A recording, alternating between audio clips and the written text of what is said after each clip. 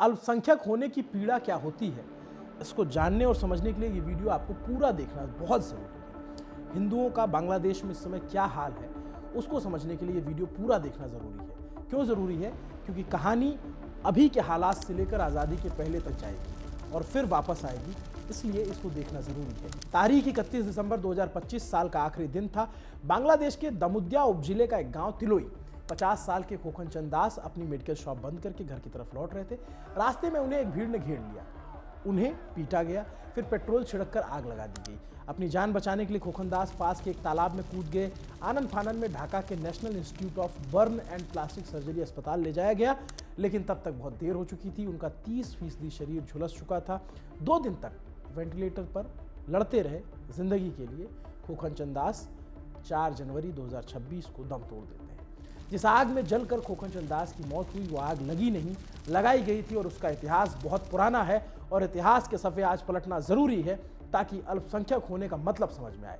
11 अक्टूबर 1946 देश को अभी आज़ादी नहीं मिली थी। बंगाल के नौखली में बार एसोसिएशन के प्रेसिडेंट राजेंद्र लाल राय चौधरी के घर पर हथियारबंद उपद्रवियों का एक जत्था खड़ा हो जाता है। इस जत्थे को लीड कर रहा था कृषक प्रजा पार्टी का लीडर गुलाम रसूल हुसैनी।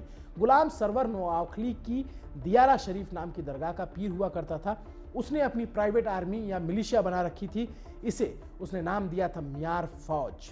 अपनी मिलिशिया के साथ गुलाम सरवर हुसैनी ने राजेंद्र लाल चौधरी के घर पर घेरा डाल लिया, हमला बोल दिया। लेकिन इस घेरे में वो अकेला नहीं था। मुस्लिम लीग का स्थानीय नेता कासिम भी उसके साथ था। कासिम के पास अपनी मिलिशिया थी जिसका नाम था कोसेमेर फौज, वो उसे इसी नाम से बुलाता था। राजेंद्र लाल राय चौधरी के लिए ये फैसले की घड़ी थी। भारत सेवा श्रम संघ के सन्यासी स्वामी त्रयंबकानंद उस समय उनके यहाँ पर मेहमान थे, उनके घर पर मौजूद थे। राजेंद्र लाल ने फैसला किया कि वो एक सन्यासी और अपने परिवार के लोगों को उपद्रवियों का शिकार नहीं बनने देंगे। वो अपनी 12 बोर की राइफल के साथ अपनी छत पर पहुंचे और वहां से उपद्रवियों के खिलाफ महाज यानी मोर्चा खोल दिया। अकेले राइफल के दम पर सैकड़ों की तादाद में जुटे उपद्रवियों को रोके रखा। रात ढलने तक उपद्रवी अपने घर की तरफ चले गए और यहाँ पे लगा कि शायद जान बच जाएगी, लेकिन राजेंद्र चौधरी को पता था कि खतरा टला नहीं है और उनको लगा कि यही मौका है। उन्होंने स्वामी त्रयंबकानंद और अपने परिवार के औरतों बच्चों को सुरक्षित जगह पर भेज दिया। जब परिवार के सदस्यों ने उन्हें साथ चलने के लिए कहा तो राजेंद्र लाल राय चौधरी ने अपना घर छोड़ने से मना कर दिया।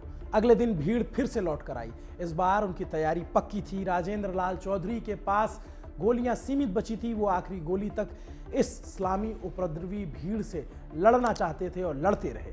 आखिर में मैदान जंग में काम आए, जान चली गई। सुचेता कृपलानी ने राजेंद्र लाल राय चौधरी की बहादुरी की तुलना शिवाजी और गुरु गोविंद सिंह से की थी। राजेंद्र लाल राय चौधरी नोआखली के एक प्रतिष्ठित वकील थे। उनका परिवार आर्थिक रूप से संपन्न परिवार था, लेकिन हजारों ऐसे परिवार थे जिनके पास इतने साधन नहीं थे, जो दंगाइयों की भीड़ के सामने बेबस थे। ना उनके पास बंदूक थी, ना गोलियां, ना वो लड़ सके, ना वो अपनी बात कह सके। मारे गए। आधिकारिक आंकड़ों के हिसाब से 285 हिंदुओं की मौत हुई, लेकिन यह आंकड़ा एक वाकये की पूरी तस्वीर पेश नहीं करता। अंग्रेज अधिकारी एडवर्ड स्किनर ने अपनी रिपोर्ट में लिखा कि फरीदगंज, चांदपुर और हाजीपुर के 3 थाना क्षेत्र में कुल 22,850 लोगों को जबरन उनसे धर्मांतरण कराया गया। हजारों की तादाद में महिलाओं के साथ बलात्कार हुए। हिंदू महिलाओं के सिंदूर मिटाए गए, उनका बलात्कार किया गया और उन्हें नमाज पढ़ने के लिए मजबूर किया गया। जस्टिस GD खोसला ने अपनी रिपोर्ट में लिखा कि नोआखली की पूरी हिंदू आबादी को लूटकर शिकार बनाया गया और उनके साथ जबरदस्ती की गई। उन्हें जबरन इस्लाम स्वीकार कराया गया। महात्मा गांधी याद हो नोआखली में शांति स्थापित करने गए थे, सत्याग्रह किया, लेकिन बापू का सत्याग्रह नोआखली में नफरत के खिलाफ कारगर साबित नहीं हुआ। आखिर में एक हारे हुए योद्धा की तरह दिल्ली लौटे, लेकिन नोआखली की आग पूर्वी पाकिस्तान से लगकर धधकती रही। 1971 में पाकिस्तानी आर्मी की तरफ से चलाए गए ऑपरेशन सर्च लाइट के दौरान हिंदू अल्पसंख्यकों पर अत्याचार की इंतहा कर दी गई। इस अत्याचार में अंजाम देने का जो टूल था, एक संगठन था, उसका नाम था अलबद्र। अलबद्र दरअसल जमाते इस्लामी की मिलिशिया थी। इस मिलिशिया ने स्थानीय बंगाली आबादी और खास तौर पर हिंदू आबादी के खिलाफ बदतरीन तशद्दुद ढाए। ऐसा ही एक वाकया पेश आया रंगपुर डिवीजन में, जब वहाँ का एक दरपुर उपजिला है और उस जिले में एक जगह पड़ती है झरुआ बील पद्मा पुकुर। ये नाम याद रखिएगा, झरुआ बील पद्मा पुकुर। 7 अप्रैल 1971 सुबह करीब 9:30 बजे पाकिस्तानी सेना और अलबद्र, वही मिलिशिया, झरुआ बील और पद्मा पुकुर के इलाके में जो है धावा बोलती है और दोपहर तक वो मर्दों को बंदी बनाते रहे, औरतों का बलात्कार करते रहे। दोपहर के बाद बंदी बनाए गए 1200 मर्दों को, जिनमें से ज़्यादातर हिंदू अल्पसंख्यक थे, उन्हें झरुआ बील और पद्मा पुकुर के मैदान में ले जाया गया। इसके बाद खुले मैदान में इन लोगों को गोलियों से भून दिया गया। 1200 लोगों को एक साथ गोलियों से भून दिया गया। ये बांग्लादेश का इतिहास है। तो सब हिंदू थे और सबको गोली मारे जाने के बाद भी ये शांत नहीं हुए। अलबद्र के जो रजाकार थे, उन्होंने एक एक लाश में चाकू घोंप कर ये कंफर्म किया कि आदमी मारा जा चुका है या नहीं। आप समझिए कब से ये हिंसा हिंदुओं के खिलाफ बांग्लादेश में चली आ रही है। पहले आज़ादी के पहले, फिर 1971 की जो जंग हुई उस दौरान झरुआ बील में हुए नरसंहार में अलबद्र के रजाकारों का नेतृत्व कर रहा था अजहरुल इस्लाम। अजहरुल इस्लाम जमात इस्लामी का नेता था। 1200 लोगों के नरसंहार के बाद अलबद्र के रजाकारों ने वहां मौजूद औरतों का सामूहिक बलात्कार किया। एक गर्भवती हिंदू महिला को 19 दिन तक रंगपुर टाउन हॉल में बंदी बनाकर रखा गया और यहाँ उससे दिन रात दर्जनों बार बलात्कार किया गया। बाद में शेख हसीना के दौर में अजहरुल इस्लाम पर बांग्लादेश के इंटरनेशनल क्रिमिनल कोर्ट में मुकदमा चला और 2012 में उसे सजाए मौत सुनाई गई। लेकिन बांग्लादेश में सत्ता बदलने के बाद सुप्रीम कोर्ट ने अजहर को दोष मुक्त किया।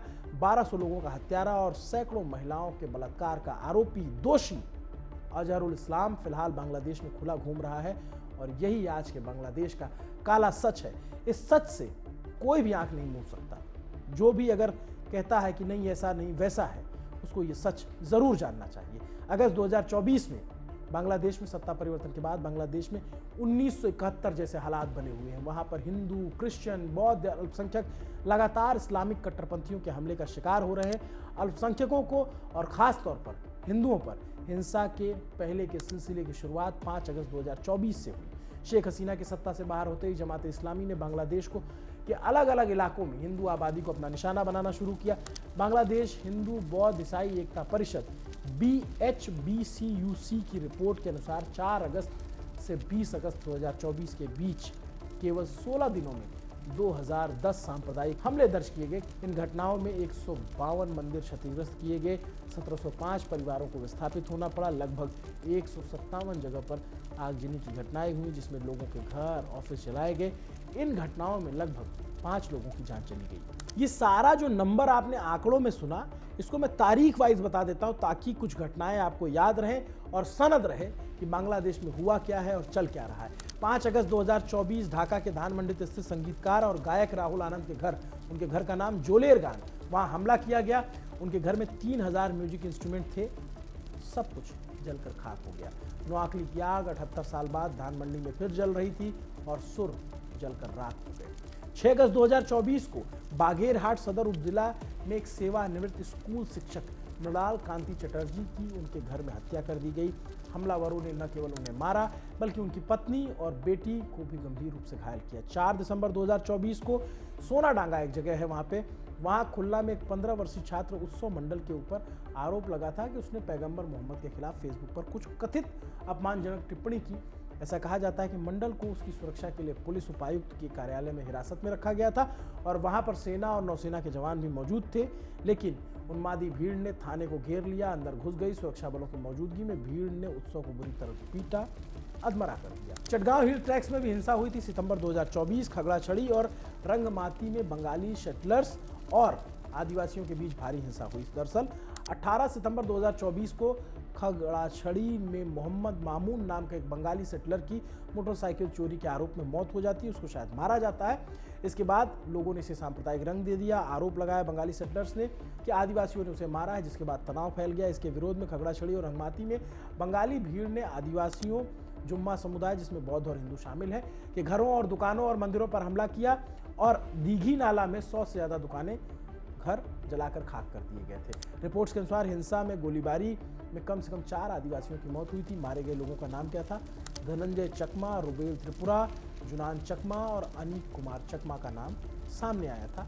चकमा जो बाद में वो आदिवासी जनजाति जो बाद में विस्थापित होकर के त्रिपुरा में आए, और एंजल चकमा जिस लड़के को बीते दिनों जिसकी हत्या उत्तराखंड में की गई थी, उसी समुदाय के लोग थे। ये ज़्यादातर लोग बौद्ध धर्म को मानते हैं। दुर्गा पूजा 2024 के दौरान अराजकता हुई और अक्टूबर 2024 में दुर्गा पूजा के दौरान अंतरिम सरकार और सेना प्रमुख जनरल विकर उज जमान के आश्वासनों के बावजूद व्यापक तोड़फोड़ हुई। 16 जिलों में कई जगहों पर हमले हुए, जिसमें सिर्फ 18 हमलों की तो पुष्टि की गई थी। बांग्लादेश में एक जमालपुर नाम की जगह है, जहां उपद्रवियों ने मंडप में घुसकर देवी दुर्गा की मूर्ति का सिर काट दिया। सिर काटना केवल मूर्ति का भंजन नहीं था, बल्कि एक प्रतीकात्मक हत्या थी, जिसका उद्देश्य भक्तों को मानसिक रूप से आघात पहुंचाना था। पबना सुजान नगर करके एक जगह है, वहां पे भी 28 सितंबर 2024 को मूर्तियों को नष्ट किया गया था। मूर्तियों को के साथ जो है उनको विखंडित किया गया था। अप्रैल 2025 में भावेश चंद्र राय नाम के एक व्यक्ति हैं, उनका अपहरण किया गया, उनको मौत के घाट उतारा गया। भावेश बांग्लादेश पूजा उद्यापन परिषद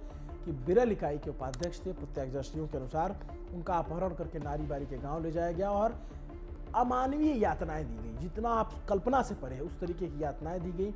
हमलावरों ने उनके अंदर शरीर को एक वैन में लाद कर उनके घर भेज दिया। अस्पताल ले जाने पर उन्हें मृत घोषित किया गया था।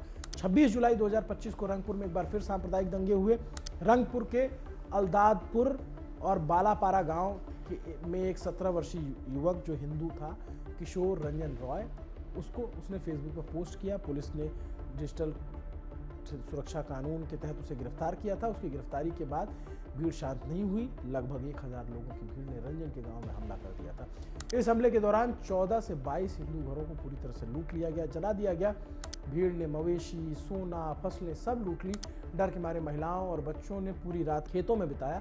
हालांकि वहां पर पुलिस और सेना तैनात थी, लेकिन स्थानीय रिपोर्ट के अनुसार उनकी उपस्थिति में भी हमले जारी रहे। 7 दिसंबर 2025 को जोगेश चंद्र रॉय की हत्या सबसे विचलित कर देने वाली घटनाओं में एक थी। जोगेश चंद्र रॉय 75 वर्षीय जोगेश चंद्र रॉय 1971 के मुक्ति संग्राम के मुक्ति योद्धा थे। जो आंदोलन हुआ था, जिस पे बांग्लादेश की आज़ादी में लड़ाई लड़ी गई थी पाकिस्तान के खिलाफ, उस लड़ाई के वो मुक्ति योद्धा थे।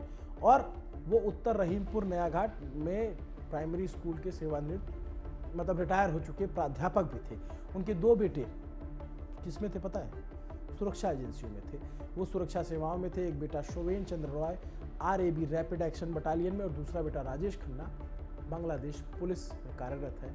हमलावरों ने ये जानते हुए भी कि उनके दोनों बेटे सुरक्षा बल में हैं, उसके बावजूद उनके घर में घुसकर उनकी पत्नी और उनका जोगेश जी का गला रेत दिया। 75 वर्ष उनकी उम्र थी। 18 दिसंबर 2025 को भालुका में मेमन सिंह में जो है एक गारमेंट फैक्ट्री के कर्मचारी दीपू चंद्र दास 27 साल की उनकी उम्र थी, उन्हें भीड़ ने पीट के मारा। उनके शव को पेड़ से लटकाकर आग लगा दी गई। इस घटना को भी इस्लामी चरमपंथियों ने अंजाम दिया था। निशा सत्या पर न्यूज़ पिंच ने एक डिटेल वीडियो बनाया था, जिसका लिंक आपको कमेंट बॉक्स में मिल जाएगा, उसको भी देखिएगा। पिछले 1 महीने में बांग्लादेश में हिंदुओं पर हमले की नई लहर चल रही है। लोगों को सड़क पर सिर्फ इसलिए गला रेत कर मारा जा रहा है क्योंकि उनका धर्म अलग है।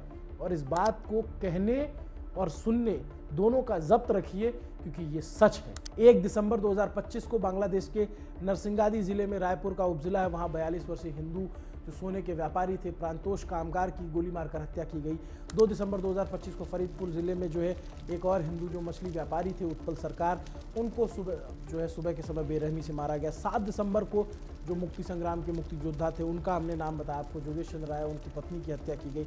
12 दिसंबर को 2025 में ही जो कुमिला जिले में 18 वर्षीय हिंदू जो ऑटो रिक्शा ड्राइवर शांतु चंद्र दास का शव मक्के के खेत में मिला, उसका भी गला रेता गया था। 18 दिसंबर मतलब तारीख नोट करते जाइए, 18 दिसंबर, 24 दिसंबर, और हर दिन कहीं ना कहीं किसी हिंदू को मारा गया। एक अमृत मंडल थे, उनको भीड़ ने पीट कर मार दिया। उसके बाद 29 दिसंबर को जो है मेमन सिंह जिले में बांग्लादेश में अर्धसैनिक सहायक बल में जो हिंदू सदस्य थे बजेंद्र विश्वास, उनकी फैक्ट्री में उनके साथी नुमान मियाँ ने गोली मार दी। उनके साथी नहीं, खैर कुछ आपसी रंजिश के भी मसले हो सकते हैं, लेकिन ज़्यादातर मामले धर्म देख करके मारने के हैं। और ये बात चिंता का विषय होनी चाहिए, सिर्फ बांग्लादेश के लिए नहीं, पूरी दुनिया के लिए, क्योंकि अगर कहीं पे किसी को धर्म देख करके मारा जाता है तो ये एक लानत का विषय होता है। चाहे हिंदुस्तान में अगर कभी किसी मुस्लिम को अगर धर्म देख कर पीटा जाता है तो भी हम इसी तरीके से सवाल करते हैं, और बांग्लादेश में अगर हिंदुओं के साथ ऐसा हो रहा है तो भी हम इसी तरीके से सवाल करेंगे। क्योंकि 3 जनवरी जब जनवरी शुरू हुई, वहाँ पे जो है खोखन चंद्र दास जो घर लौटते वक्त उन्हें रोका और चाकू से मारा गया, फिर पेट्रोल जला के आग लगाई गई। 5 जनवरी को 2026 में एक अखबार जो है 38 वर्षीय जो कार्यवाहक संपादक और बर्फ फैक्ट्री के मालिक राणा प्रताप बैरागी की अज्ञात हमलावरों ने गोली मारकर हत्या की। नौखली में जो आग शुरू हुई थी, एक बार फिर से धधक रही है। बांग्लादेश में हिंदू अल्पसंख्यक मारे जा रहे हैं। अपने को पूरे दक्षिण एशिया का बड़ा भाई बताने वाला भारत इस पूरे मुद्दे पर चुप्पी साध कर बैठा हुआ है। भारत की सरकार की बात कर रहा हूँ मैं। बीच बीच में विदेश मंत्रालय की तरफ से चिंता जाहिर की जाती है, लेकिन ज़मीन पर कोई ठोस एक्शन नहीं दिखता है। बांग्लादेश में एक तो वक्त ऐसा था, आज़ादी के वक्त तकरीबन 33% हिंदू हुआ करते थे। आज के टाइम पे घट करके 8% हो गए, तकरीबन 1 करोड़ से कुछ ज़्यादा होंगे। आप समझिए कि 1 करोड़ से भी ज़्यादा की एक आबादी है जो हर पल आशंका में रहती है, हर पल जो है वो इस चिंता में रहती है कि कहीं कोई उसे मार न दे। और ये सब तब हो रहा है जब यहाँ पर भारतीय जनता पार्टी की सरकार है देश में, और इस पर राजनीति खूब होती है बोलने के लिए। और इस पर आवाज़ उठाने का मतलब ये नहीं है कि आप अपने देश के मुसलमानों को टारगेट कीजिए, फिर आप में और बांग्लादेश में अंतर क्या रह जाएगा। अगर जिस तरीके से हिंदुओं को बांग्लादेश में टारगेट किया जा रहा है, उस तरीके से कुछ उन्मादी लोग बयान दे करके या फिर कुछ उन्मादी भीड़ मुसलमानों को टारगेट करती है, तो फिर बांग्लादेश और हिंदुस्तान में अंतर क्या रह गया। ये सवाल मैं उन लोगों से पूछता हूँ जो उन्माद पसंद करते हैं, जिनको लगता है कि उन्माद होते रहना चाहिए, अगर बगल में कुछ हो रहा है तो हमारे यहाँ भी कुछ होना चाहिए। मेरा सवाल उनसे है। और इस पर सवाल तो ये है कि भारत सरकार क्या कदम उठा रही है, क्योंकि हमारे रिश्ते जो भारत सरकार के शेख हसीना के जाने के बाद से बिगड़े हैं, और उसके बाद अभी तक हालात सुधरने के नाम नहीं ले रहे हैं। वहाँ पे कट्टरपंथी जमातों का कब्जा हो चुका है, काहे बगाहे रिपोर्ट आती है ISI का किस तरीके का दखल हो चुका है। और इन सब के बीच 1 करोड़ से ज़्यादा जो हिंदू हैं उनकी चिंता होनी चाहिए। पूरी दुनिया को, बांग्लादेश को और UN या जितने भी अपने आप को दुनिया के आलमबरदार कहते हैं, या जो लोग भी अपने आप को जो है इस दुनिया का सरदार समझते हैं, उनको कम से कम इस पर बात करनी चाहिए, क्योंकि जो हो रहा है बांग्लादेश में वो बहुत गलत हो रहा है। और इस तरीके का अगर चलन होगा तो कहीं ना कहीं इसके दुष्परिणाम कहीं और देखने को मिलेंगे। मैं कम कह रहा हूँ, आपको समझना ज़्यादा है। नमस्ते, अभिनव पांडे नाम है मेरा। आपके लिए ये रिपोर्ट जो जरूरी रिसर्च है हमारे साथी विनय सुल्तान ने की, तरुण ने इस पर की मदद की, कैमरे पर इसको शूट किया मोहित ने। नमस्ते, मेरा नाम अभिनव पांडे है। देखते रहिए न्यूज़ पिंच। अगर आपको न्यूज़ पिंच की ये डिटेल रिपोर्ट पसंद आती है तो न्यूज़ पिंच को सब्सक्राइब करें, न्यूज़ पिंच को लोगों तक पहुँचाएँ। ये आपका चैनल है। हम हर वो कोशिश करते हैं कि जो आम लोगों से जुड़ा मुद्दा है कम से कम उस पर बात ज़रूर करें, क्योंकि अगर हमें ये ताकत मिली है और आपने ही ये ताकत दी है तो फिर उनकी आवाज़ बनना हमारे लिए ज़्यादा ज़रूरी है, जिनकी आवाज़ खामोश कर दी जाती है। नमस्ते, देखते रहिए न्यूज़ पिंच। शुक्रिया।